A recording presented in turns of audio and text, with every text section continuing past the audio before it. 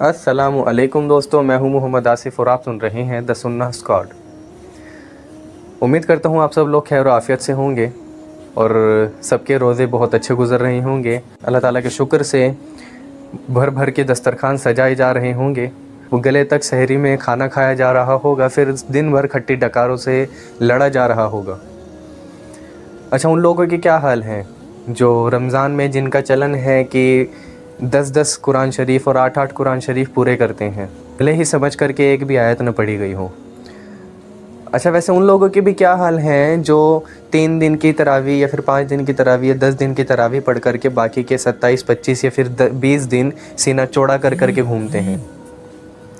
अच्छा, वैसे उन लोगों के क्या हाल हैं जो कि इस रमज़ान में इतनी इबादत करते हैं कि वो तस्बीहात लाखों तस्बीहात पढ़ते हैं और लाखों वो अपने वजीफ़े पूरे करते हैं। अच्छा, उन लोगों के क्या हाल हैं जो सिर्फ़ अपने ही भला सोचते हैं, सिर्फ़ अपने ही जन्नत जहन्नम का सोचते हैं और अपने भाइयों की, अपने वालिदैन की, अपने बच्चों की जन्नत और आखिरत का उनको कोई फ़िक्र ही नहीं होती। तो दोस्तों, दिल थाम करके बैठिएगा। मैं हूं मोहम्मद आसिफ़ और आप सुन रहे हैं द सुन्ना स्क्वाड, क्योंकि आज मैं उन लोगों से मुखातिब हूं जो ज़िंदा हैं, जिनके अंदर गैरत अभी बाकी है, जो खुली आँखों से इस दुनिया को देखते हैं, जिनके आँखों के ऊपर पर्दा नहीं है, जिनके कान अभी बंद नहीं हुए। मैं खिताब उन लोगों से करना चाहता हूँ, क्योंकि आज की वीडियो रमज़ान की पहली वीडियोज़ की तरह इन्फॉर्मेटिव नहीं होने वाली।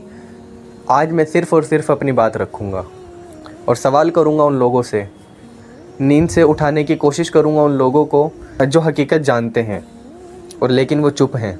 क्या आप लोगों को पता है, पिछले हफ्ते इंडिया के अंदर यूपी के स्टेट में सारे ही मदरसों को जो कि दीनी तालीम दिया जाती थी, जिन मदरसों में, उन मदरसों को गैर संवैधानिक अनकॉन्स्टिट्यूशनल घोषित कर करके उन पर बैन लगा दिया गया है।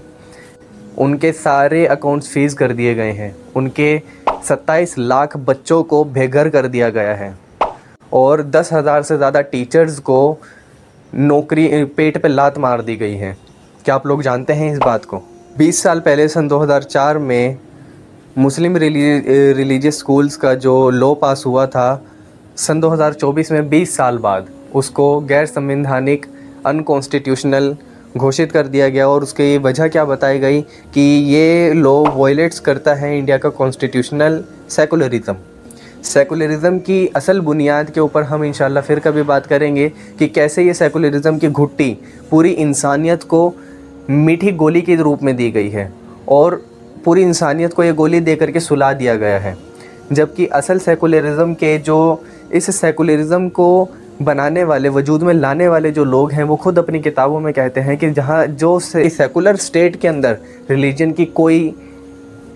की कोई शक्ल वजूद में नहीं आ सकती। तो किस तरीके से इंसानों को ये मीठी गोली दी गई है सालों साल, सैकड़ों साल से, इसके ऊपर हम इंशाअल्लाह ताला आने वाले कुछ दिनों में बात करेंगे या फिर कुछ हफ्तों में बात करेंगे। लेकिन आज जो मेरा टॉपिक है वो ये है कि सेकुलर स्टेट होने की वजह से मदरसों को बंद कर दिया गया, जहाँ के 27 लाख बच्चों को बेघर कर दिया गया, जहाँ के यतीम बच्चों को उन मदरसों से बेघर कर दिया गया है, जिनका कोई घर नहीं था, जिनका कोई माँ बाप नहीं थे, उन यतीम बच्चों को भी बेघर करने की कोशिश की गई।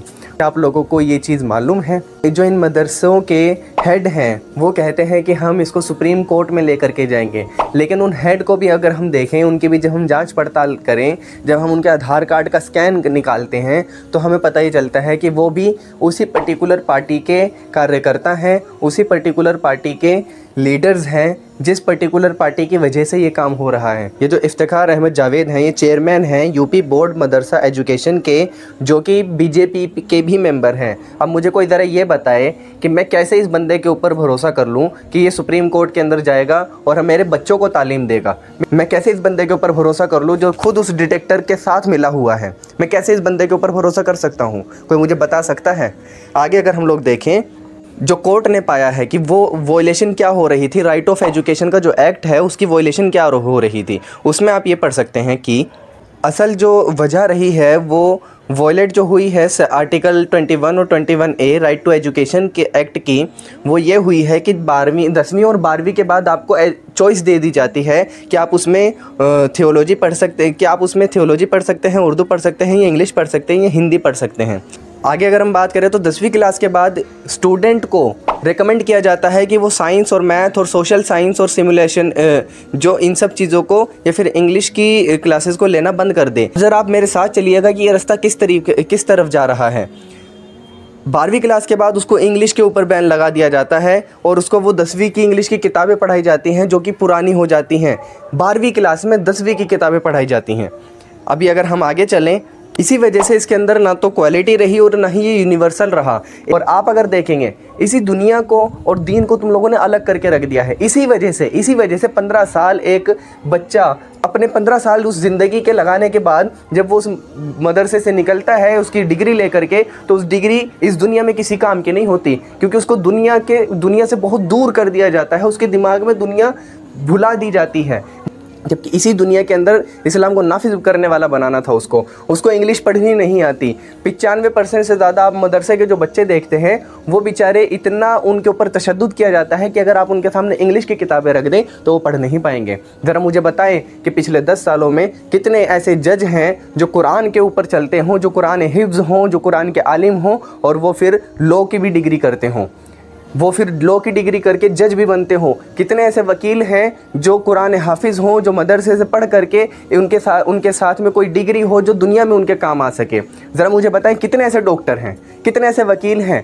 कितने ऐसे साइंटिस्ट हैं जो कुरान के ऊपर जो कुरान को हिफ्ज़ करने के बाद वहाँ से आते हों और फिर वो आकर के इस दुनिया के अंदर वो अपना झंडा गाड़ते हैं, कुफ़ार के अंदर अपना झंडा गाड़ते हैं और फिर वो इस्लाम नाफिज़ करते हैं। कितने ऐसे लोग हैं।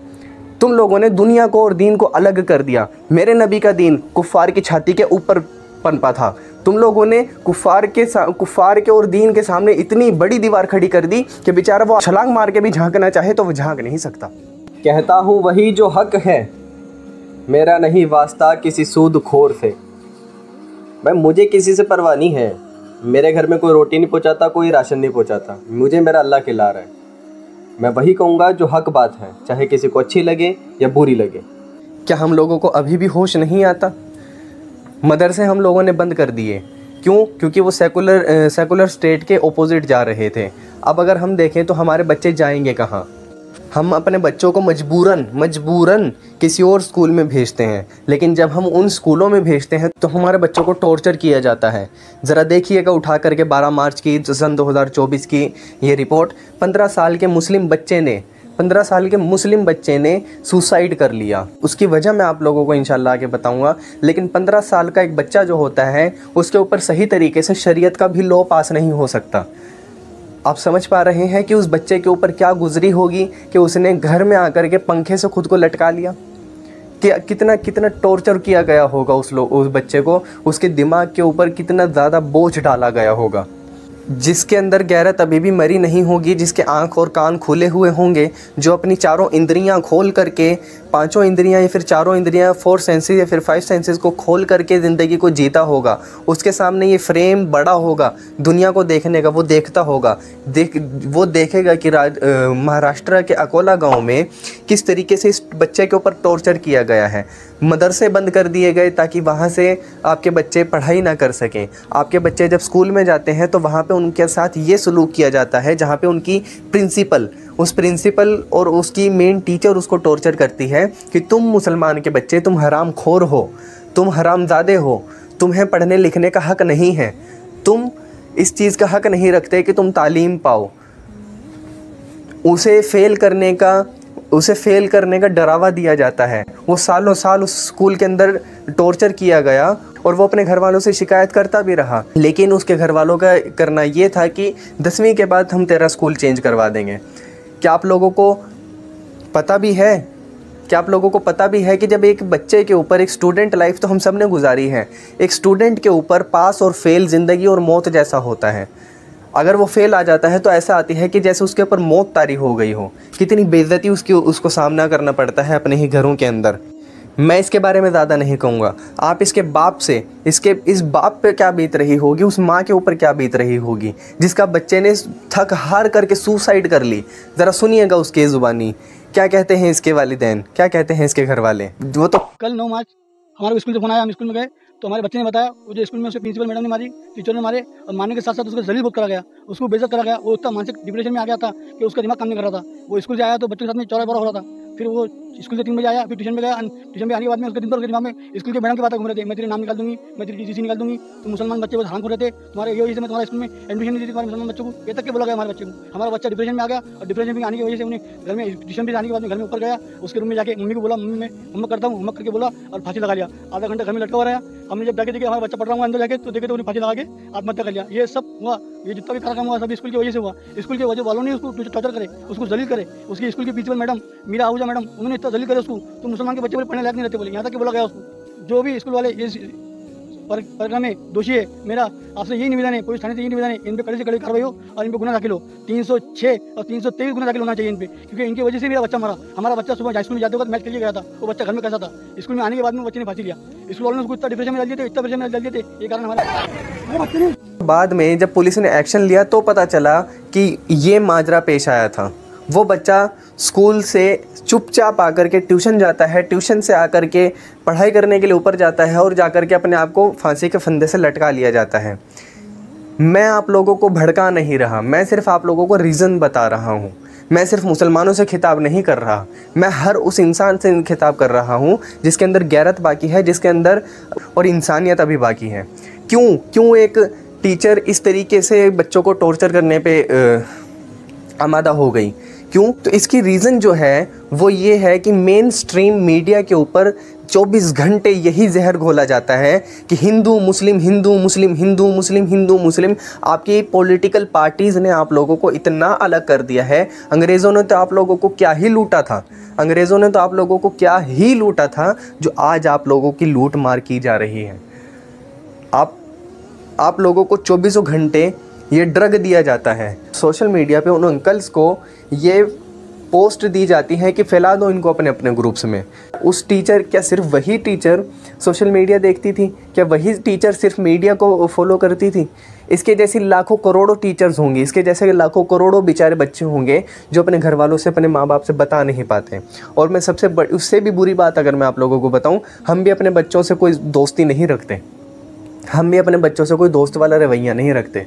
हम भी अपने बच्चों को दिन रात उतना ही टॉर्चर करते हैं जितना कि ये फ़ानी दुनिया उसको टॉर्चर करती है। हम लोग अपने बच्चों को सही तालीम नहीं दे पाते। इसी तरीके से अगर आप देखें तो उत्तर प्रदेश के अमेठी गांव में एक लड़का और एक माँ मेडिकल पे अपनी दवाई लेने के लिए जाती हैं। उस लड़के का नाम अनस बताया जाता है और माँ का नाम परवीन बानो। वो जब मेडिकल पे अपनी दवाई लेने के लिए जाते हैं तो बेटा अपनी माँ के साथ एटीएम में जाता है और वहाँ से उसको कुछ लोग अगवा कर लेते हैं और अगवा करने के बाद इस तरीके से उसको मारते हैं। उसको लाठियों से मारा गया है, उसकी मॉब लिंचिंग की गई है।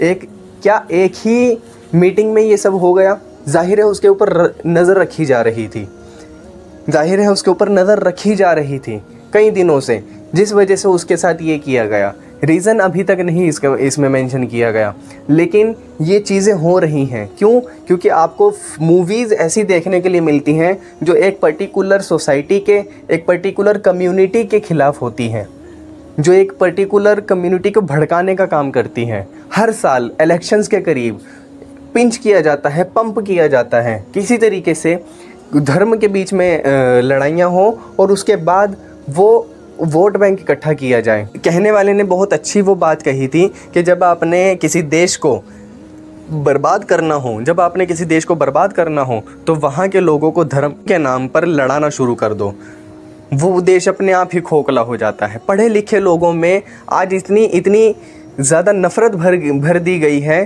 कि वो एक दूसरे को देखना पसंद नहीं करते।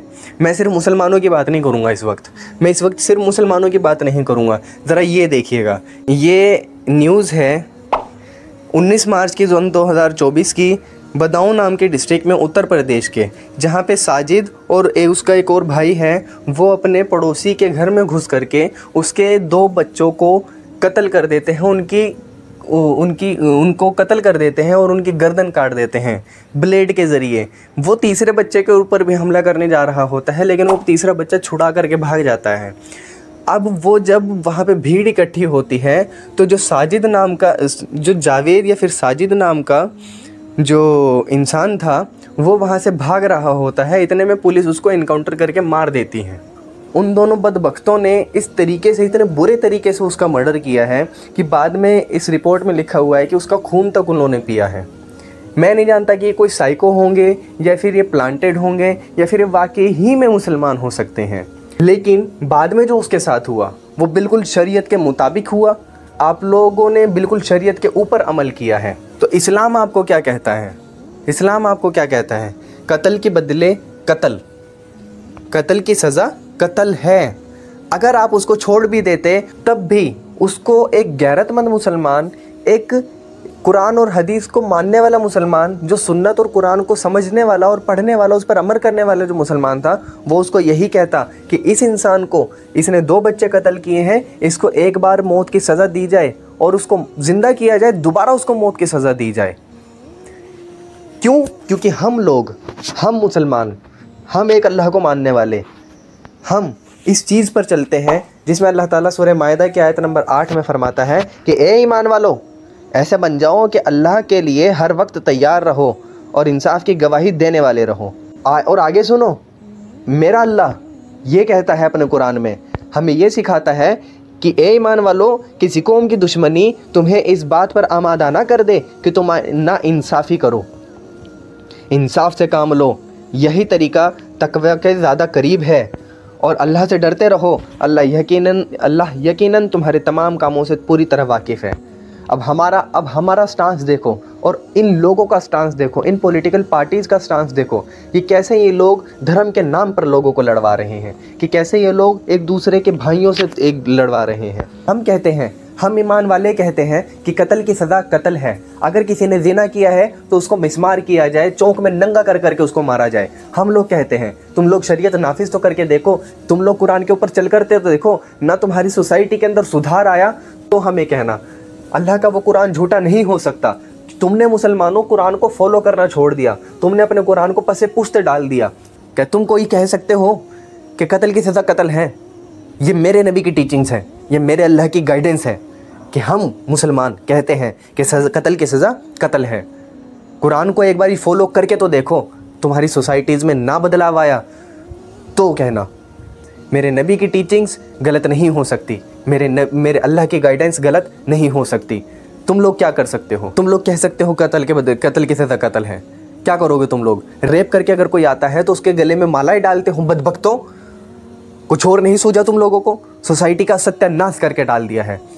मेरा नबी कहता है कि अगर कोई सोसाइटी के अंदर फिसाद फिल अर्ज़ करे तो उसको सज़ा मिलेगी। मेरा नबी कहता है, मेरा कुरान ये कहता है, मुसलमानों तुमने कुरान को छोड़ दिया है, तुमने कुरान को पसे पुश्त डाल दिया है। हज करना, उम्रे करना, इस चीज़ का इस्लाम नाम नहीं था। इस्लाम का नाम है ज़िंदगी जीने का तरीका। तुमने मज़हब बना करके रख दिया है इसको। मज़हब नहीं है इस्लाम, इस्लाम है ज़िंदगी जीने का तरीका। और वो तरीका आपको कुरान बताता है, वो तरीका आपको सुन्नतें, आपकी हदीसें बताती हैं। हम कहते हैं कि अगर कोई गलत करता है तो उसकी सज़ा उसको मिलनी चाहिए। और यहाँ पे मैं अपने नबी का वो खुतबा, वो तारीख़ी खुतबा यहाँ पे मैं कोट करूँगा। मुझे पूरा वो खुतबा याद नहीं है, कोई गलती अगर हो जाए तो मैं माफ़ी चाहता हूँ सबसे। वाक़या कुछ इस तरीके से हुआ था कि जब अल्लाह के नबी हिजरत करके मदीना आए तो कुरैश के ख़ानदान के किसी बड़ी औरत ने चोरी करते हुए पकड़ी गई। अल्लाह के नबी ने कुरान के मुताबिक उसको सज़ा दी कि इसके हाथ काट दिए जाए।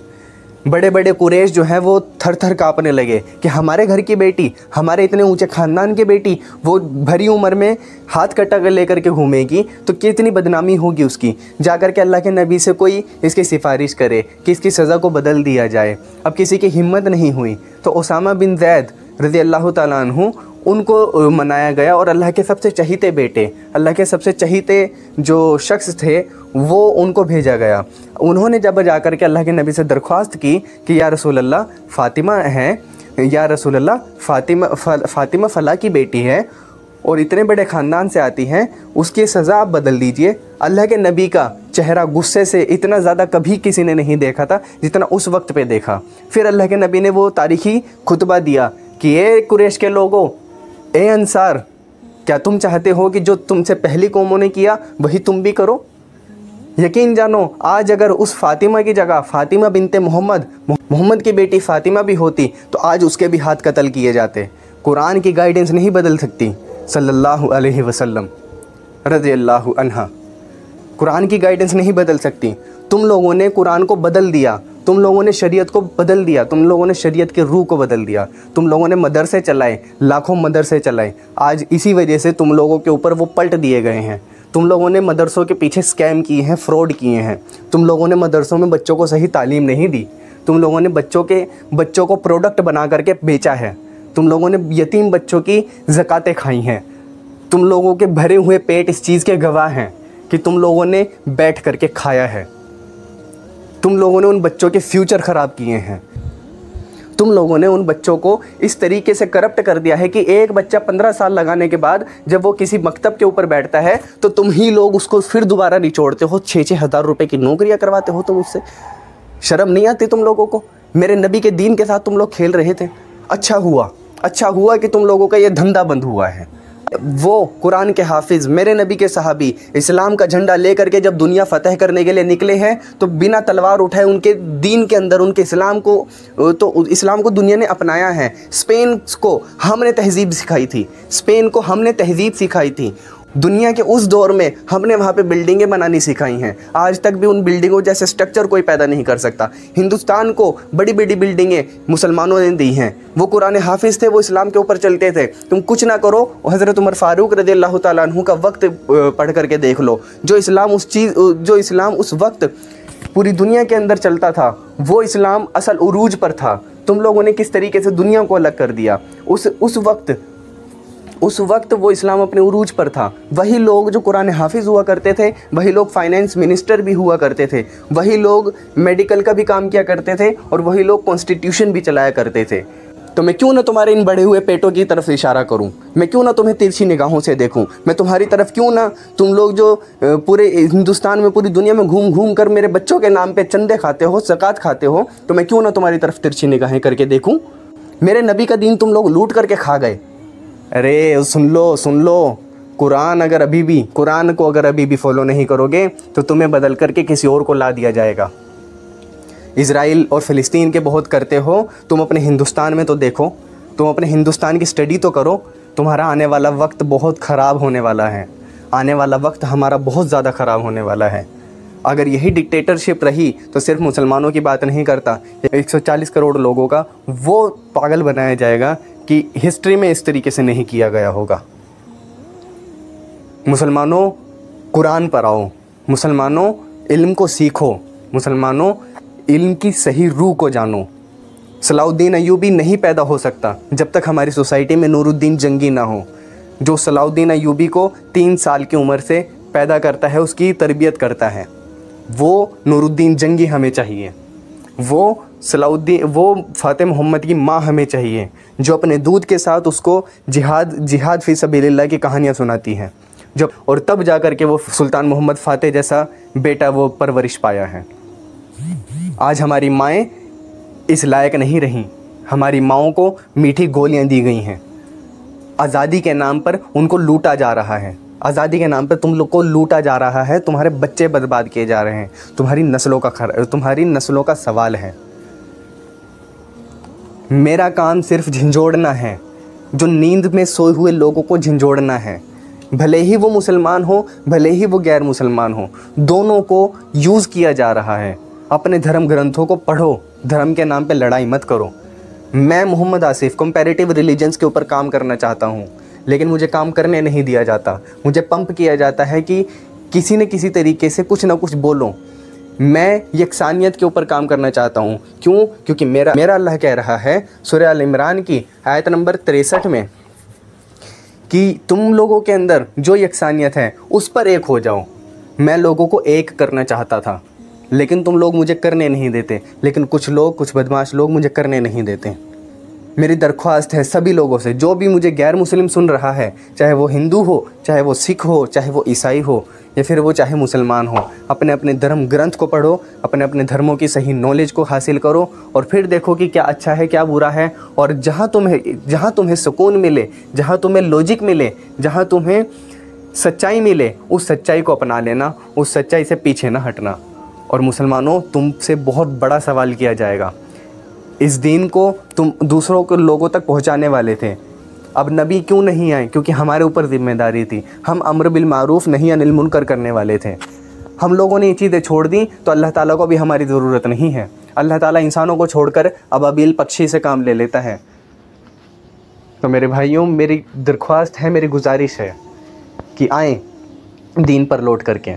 दीन के बिना किसी की ज़िंदगी नहीं, दीन के बिना किसी की ज़िंदगी नहीं। और अपने जो फ़िलिस्तीनी भाई हैं उनके लिए दुआ करें। उनके लिए अगर कुछ नहीं कर सकते तो कम से कम उन कंपनीज़ को, प्रोडक्ट को पैसा ना दें।